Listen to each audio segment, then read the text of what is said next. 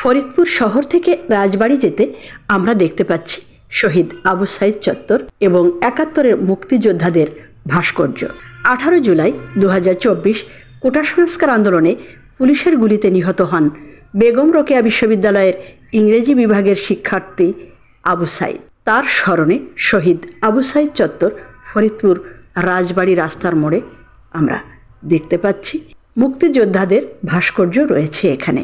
এটি ফরিদপুর শহরের নতুন বাস স্ট্যান্ডের একেবারেই সন্নিকটে অবস্থিত। ফরিদপুর শহর থেকে রাজবাড়ি যেতে আমরা দেখতে পাচ্ছি শহীদ আবু সাইদ চত্বর এবং ৭১-এর মুক্তিযোদ্ধাদের ভাস্কর্য। ১৮ জুলাই ২০২৪ কোটা সংস্কার আন্দোলনে পুলিশের গুলিতে নিহত হন বেগম রোকেয়া বিশ্ববিদ্যালয়ের ইংরেজি বিভাগের শিক্ষার্থী আবু সাইদ। তার স্মরণে শহীদ আবু সাইদ চত্বর ফরিদপুর রাজবাড়ি রাস্তার মোড়ে